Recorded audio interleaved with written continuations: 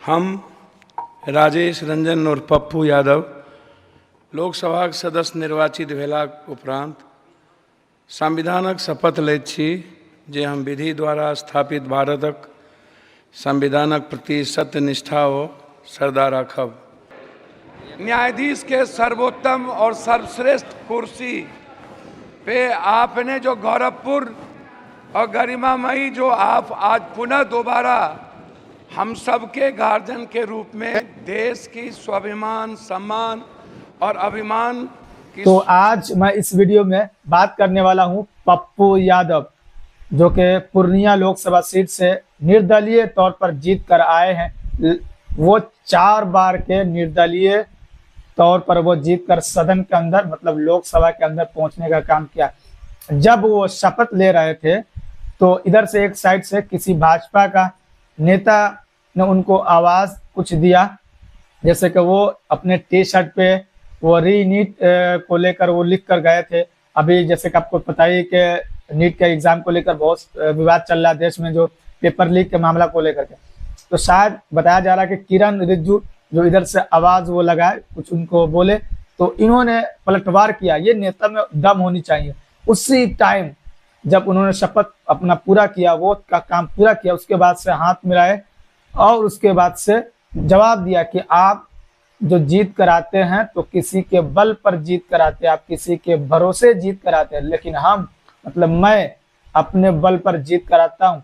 6 time का MP हूँ और 4 टाइम एमपी निर्दलीय तौर पर जीत कराता हूँ, तो मैं अपने बलबूते पर जीत कराता हूँ। आप में दम नहीं है कि आप अपने बलबूते पर आप मतलब अपने सीट को निकाल सको या जीत कर संसद के अंदर पहुंच सको। तो इन्होंने ये याद दिलाने का कोशिश किया है कि ये मत भूले कि मैं सिंगल हूँ, मैं निर्दलीय हूँ, तो आप मुझे संसद के अंदर दबाने का काम करेंगे। तो ये हड़काने का काम जो पप्पू यादव ने किया, आपको पता ही है कि पप्पू यादव अक्सर अधिकारी वगैरह को हर जगह अपने संसदीय क्षेत्र में भी होते हैं तो हड़काते रहते हैं।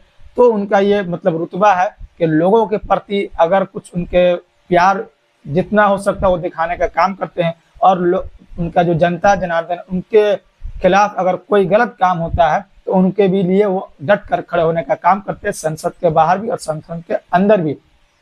उसके बाद से ये दूसरा बात ये हुआ कि जब स्पीकर पद का चुनाव हुआ और ओम बिरला स्पीकर चुने गए, उसके बाद से वो खड़े हो गए मतलब अपने अपने सीट से, जो जैसे सांसद लोग खड़े हुए बधाई देने के लिए, तो ये निर्दलीय के तौर पर ये भी खड़े हुए, इनको भी कम समय दिया गया।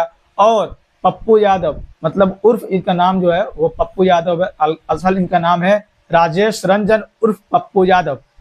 तो इन्होंने भी बधाई दिया कि ओम बिरला जो के स्पीकर बने हैं। उसके साथ साथ बधाई देने के साथ साथ इन्होंने कहा कि हमारी बात को भी सुना जाए इस सदन के अंदर।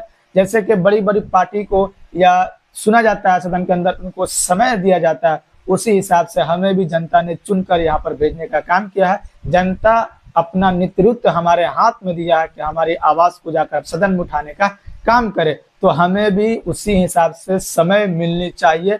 इन्होंने अनुरोध किया और बधाई भी दिया। तो हर पार्टी के लोग अक्सर देखा जाता है कि जब कोई छोटी पार्टी होती है, जैसे 2 सांसद, 1 सांसद, 3 सांसद होते हैं, तो उनको मतलब थोड़ा सा नजरअंदाज किया जाता है। जैसे पिछले की अगर बात करते लोकसभा की तो 150 विपक्ष इतनी मजबूत स्थिति में थी, मतलब अगर सबकी बात करते तो विपक्ष के 150 सांसद को निलंबित कर दिया गया था।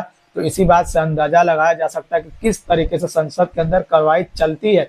इसको लेकर पप्पू यादव ने भी अंदर कहा कि संसद को जो चलाने का जो तरीका वो सही होनी चाहिए, किसी के पक्ष या किसी के विपक्ष में नहीं होनी चाहिए, क्योंकि आप किसी पार्टी के लीडर नहीं है। आप जितने भी 543 यहाँ मेंबर है सभी के गार्जियन है, जिम्मेदार यहाँ पर आप चेयर पर बैठे हुए हैं, और सभी को आप एक हिसाब से सुने, क्योंकि हमको जनता ने चुनकर यहाँ पर भेजा। जनता ने कहा कि हमारी जो है आवाज आप संसद के अंदर उठाने का काम करे। तो ये पप्पू यादव जो हमेशा चर्चा में बने रहते, और ये कोई मामूली बात नहीं है कि 4 टाइम निर्दलीय सांसद बनकर आना, 1 टाइम 2 टाइम बहुत मुश्किल से निर्दलीय इंसान संसद के अंदर पहुंचते हैं, फिर उसके बाद से पार्टी कोई ना कोई पार्टी ज्वाइन कर लेता है। लेकिन ये 4 टाइम बतौर निर्दलीय के हिसाब से इंडिपेंडेंट जो है चुनकर अंदर पहुंचे हैं, और 6 टाइम के ये MP है। तो आप समझ सकते हैं कितना शक्तिशाली व्यक्ति है।